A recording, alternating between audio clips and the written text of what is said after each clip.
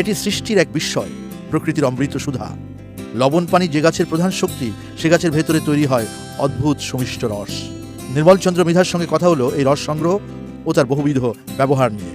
একটা প্রবাদের মতোই আছে, গোলপাতার রস এতই ঘন, এর পুরুত্ব থিকনেস এত বেশি যে বলা হয় যে 8 ফোঁটায় 1 ফোঁটা গুড় হয়। একটা পরিপক্ক গাছে ফুল থেকে ফল আসে, ফলটা আগে একটু দেখালাম, এবং এই ফলটাতে এগুলো হচ্ছে বিচি, তাই না? এই বিচি থেকেই আবার গাছ রোপণ করলে গাছ তৈরি হয়। এর মধ্যেও রয়েছে সুস্বাদু শ্বাস, এবং সেটা খাওয়া যায়। বাহ,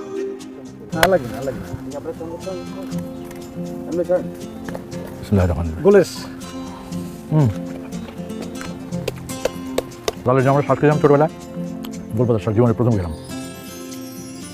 তার মানে গোলপাতার রস থেকেই কিন্তু মৌমাছি এখানে মধুটা বানাচ্ছে না?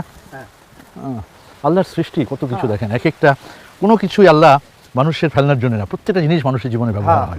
এই গোলপাতার রসের থেকে আবার মৌমাছি নিয়ে মধু তৈরি করছে।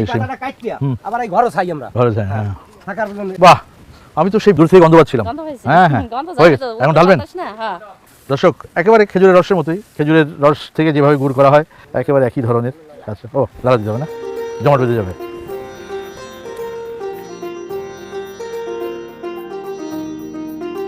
ঢালা হচ্ছে এখন।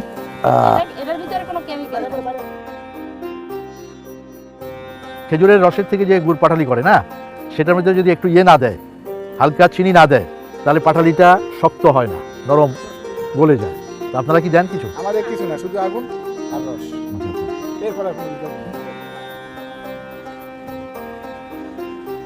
ঝোলা গুড়ের জন্য রস নামানোর পর বিশেষ কৌশলে গুড় কাপড়ে ছেঁকে নেওয়া হয়।